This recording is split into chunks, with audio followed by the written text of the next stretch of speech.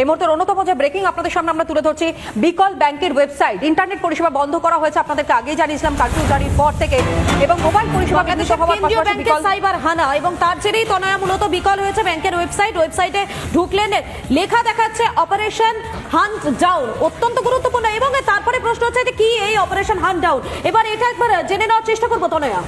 একদমই তাই, এবং সেই প্লাজমায় দেখাচ্ছে দেখুন operation hunt down stop killing students, অর্থাৎ সেখানে পর্যন্ত স্পষ্ট করে বলা হচ্ছে যে কোনো রকমের কোনো স্টুডেন্ট বা ছাত্রছাত্রীদের মারা যাবে না, এবং একই সঙ্গে is not a protest anymore, it's a war now, অর্থাৎ এই মুহূর্তে সেটা আর কোনো প্রতিবাদ নয়, সেটা যুদ্ধে পরিণত হয়েছে, এমনটাই কিন্তু স্পষ্ট করে জানানো হয়েছে। একেবারে বড় বড় অক্ষরে এখানে হরফ করে বলা হচ্ছে যে এটা এই মুহূর্তে আর কোনো আন্দোলনের জায়গায় নেই, কোনো প্রতিবাদের জায়গা নেই, ছাত্ররা এই মুহূর্তে আর আন্দোলন নয়, যা পরিস্থিতি সৃষ্টি হয়েছে তা এই মুহূর্তে যুদ্ধে পরিণত হয়েছে। এবং এই লেখাটা কোথায় দেখতে পাবেন? এই লেখাটা দেখা যাচ্ছে বাংলাদেশের কেন্দ্রীয় ব্যাংকের, সেখানে সাইবার হানা বিকল ব্যাংকের ওয়েবসাইটে ঢুকলেই কিন্তু এই লেখাটা দেখা যাচ্ছে, এবং এটা অত্যন্ত গুরুত্বপূর্ণ। যতই দিন যাচ্ছে, যেমনটা আপনাদের বলছিলাম আমি না, যতই দিন যাচ্ছে ততই যেন বাংলাদেশের পরিস্থিতি আরো ভয়াবহ হয়ে উঠছে।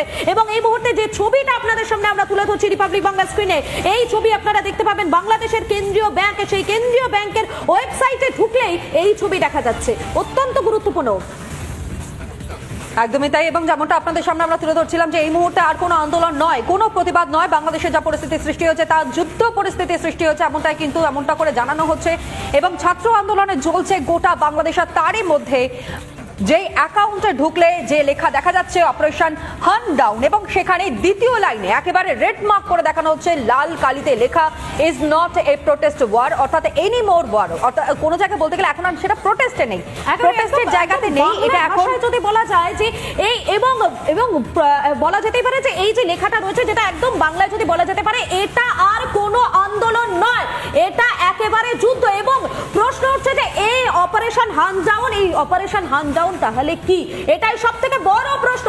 কোনো কি বিদেশি মদত রয়েছে এর পেছনে? সে কারণেই কি ছাত্ররা এভাবে ওয়েবসাইট হ্যাক করে নিয়ে সেখানে সরাসরি লিখে দিতে পারছেন এটা আর কোনো আন্দোলন নয়, এটা এখন যুদ্ধে পরিণত হয়েছে। কিন্তু এর সঙ্গে জানানো হচ্ছে যে ওয়েবসাইট কোনো হানাই হয়নি, কারিগরি ত্রুটির কারণে সমস্যা হচ্ছে, এমনটাই জানাচ্ছে বাংলাদেশ ব্যাংক।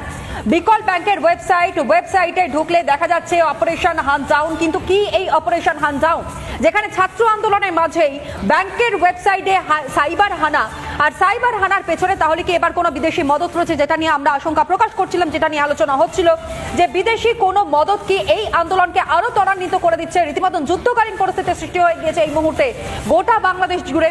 যে এই মুহূর্তের খবর আমরা ব্রেক করলাম, আজিজুল দা এখান থেকেই জানবার চেষ্টা করবো তাহলে কি বিদেশি শক্তি এখানে কার্যকর হচ্ছে? স্পষ্ট হচ্ছে, কারণ ব্যাংক রীতিমতন হ্যাক করা হচ্ছে, এবং সেখানে পরিষ্কার করে বলা হচ্ছে যে আর এটা কোনো প্রতিবাদের জায়গা নেই, কোনো আন্দোলনের জায়গা নেই, এটা যুদ্ধে পরিণত হয়েছে। এবং আন্তর্জাতিক যোগসূত্রতা তো থাকতেই পারে, বাংলাদেশে সেটাই। আমরা যদি একটু পিছনে যাই, 6 মাস আগে যাই, বাংলাদেশের যে সাধারণ নির্বাচন, সেই সাধারণ নির্বাচনকে, শুধু এই গত নির্বাচনে যে কোনো নির্বাচনকে, বাংলাদেশের নির্বাচনকে প্রভাবিত করার ক্ষেত্রে বিদেশি রাষ্ট্রগুলির একটা ভূমিকা থাকে, এবং সেক্ষেত্রে মার্কিন যুক্তরাষ্ট্রের কথা বলাই যায়। এবং মার্কিন যুক্তরাষ্ট্র এই যে বিষয়টা, মানে বাংলাদেশে বিরোধী দল, বিশেষ করে বিএনপি বা অন্যান্য বিরোধী দল যেগুলো, সেই দল গত নির্বাচনেও পার্টিসিপেট করেনি, তার আগে নির্বাচনেও তো হয়নি। এবং অদ্ভুতভাবে আমরা দেখেছি, বিশেষ করে আমাদের রাজ্যে যখন পঞ্চায়েত নির্বাচন হয় বা পৌরসভা নির্বাচন হয়, মানুষ ভোট দিতে পারে না, এবং এই রাজ্যে আমাদের পশ্চিমবাংলায় গণতান্ত্রিক অধিকার হরণের যে একটা অভিযোগ এই রাজ্য সরকারের বিরুদ্ধে হয়, বাংলাদেশে কিন্তু এটা মানে দীর্ঘদিন ধরে, প্রায় 10 বছর ধরে বাংলাদেশে সাধারণ মানুষের মধ্যে ভোট নিয়ে একটা অসন্তোষ কাজ করছিল। এই যে একটু আগে বলছিলাম না, দায়কার স্থায়ী রাষ্ট্র অবশ্যই স্থায়ী সরকার দিয়েছে হাসিনা, কিন্তু সেখানে গণতান্ত্রিক অধিকার, মানুষের ভোটাধিকার, সেই ভোটাধিকার কিন্তু ক্ষুণ্ণ হয়েছে। এবং শুধুমাত্র যে বাংলাদেশে এই পরিস্থিতি সৃষ্টি হয়েছে তার নেপথ্যের কারণটা কি, সেটাই হয়তো আমরা এখানে একটু খোঁজবার চেষ্টা একেবারে। এবং এক্ষেত্রে দাঁড়িয়ে একটা বিষয় তো উঠে আসতেই হচ্ছে তনয়া, যে আমেরিকার প্রসঙ্গ, যে প্রসঙ্গটা আসছিলাম, নারায়ণবাবুর কাছে সরাসরি চলে যাবো। নারায়ণবাবু, আমেরিকা তো আগাগোড়াই ভারতের যে নীতি, সেই নীতি নিয়ে চলা, সেটার আগাগোড়াই আমরা দেখেছি বিপক্ষে। তো সেক্ষেত্রে দাঁড়িয়ে আমরা খুব গুরুত্বপূর্ণভাবে যদি একবার দেখি মোদি এবং পুতিনের বৈঠক, সেই মোদি পুতিনের বৈঠক নিয়েও আমেরিকা খানিকটা অখুশি। তো সেক্ষেত্রে দাঁড়িয়ে এই সমস্ত কিছুকে যদি আমরা একদিকে রাখি আর বাংলাদেশের আন্দোলনকে যদি একদিকে রাখি, তাহলে এই দুটোর মধ্যে যোগসূত্র কিভাবে করা যায় এবং তার কতটা প্রভাব এ দেশে অর্থাৎ ভারতে পড়তে পারে? দেখো, তুমি অনেক কিছু প্রশ্ন করেছো, আমি খুব সংক্ষেপে বলি যে তোমাদের এখানেই তোমরা স্লাইড দেখালে যে ভারতের বাংলাদেশ নিয়ে নীতির ব্যাপারে আমেরিকার বিডেন সরকার অখুশি। একদম। সেটা স্বাভাবিক, মানে যে যার স্বার্থে, যে যার দেশের স্বার্থেই কিন্তু বিদেশের নীতি তৈরি হয়। এখন কিন্তু সেই আগের মতো জোটের ব্যাপারটা নেই।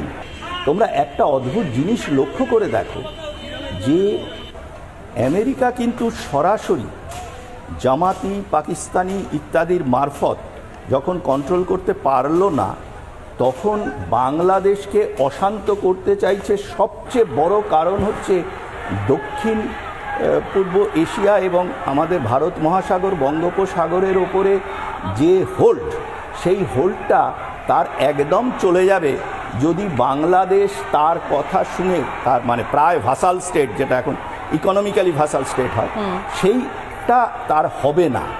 এবং ভারতের নীতি যখনই দেশের স্বার্থে তৈরি হয়েছে, তখনই ভারতের মধ্যে কিছু ওই ইসলামী ধর্মনিরপেক্ষ এবং তথাকথিত ধর্মনিরপেক্ষতার ওই সুরসুরি জেগে ওঠে।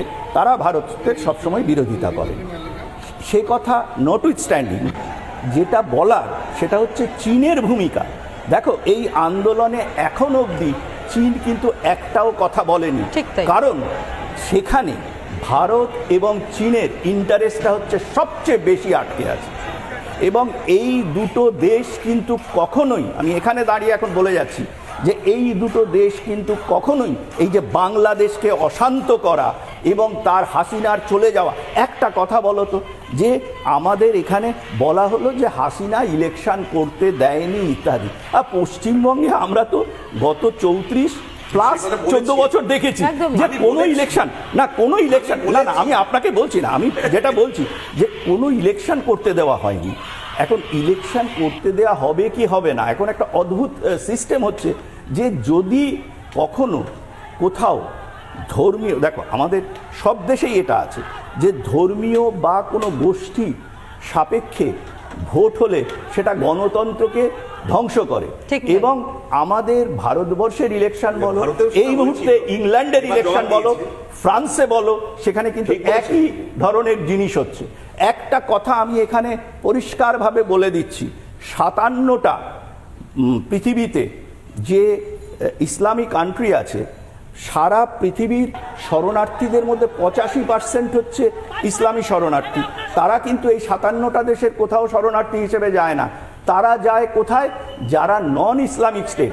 এবং সমস্ত স্টেট, বেলজিয়াম বলো, ফ্রান্স বলো, ইংল্যান্ড, তার মধ্যে অন্যতম ভারত রয়েছে, যে কারণে প্রচুর পরিমাণে অনুপ্রবেশ হচ্ছে, রোহিঙ্গা অনুপ্রবেশ হচ্ছে, জনসংখ্যার বিন্যাসের ক্ষেত্রে পরিবর্তন হচ্ছে। এটাও তো ভারতের জন্য যথেষ্ট খারাপ একটা বার্তা নিয়ে আসছে। সেখানে তো গাজওয়াহীন তো মানে এই প্রশ্নটা নিয়ে আমি আজিজুল্লাহর কাছে আসবো, কারণ আমরা ভারতবাসী, সুতরাং আমাদের দেশের পরিস্থিতির দিকে আমাদের প্রতি মুহূর্তে নজর থাকবে, এটা খুব স্বাভাবিক বিষয়। বাংলাদেশ যতই আমাদের পার্শ্ববর্তী রাষ্ট্র হোক, সেখানকার উত্তপ্ত পরিস্থিতি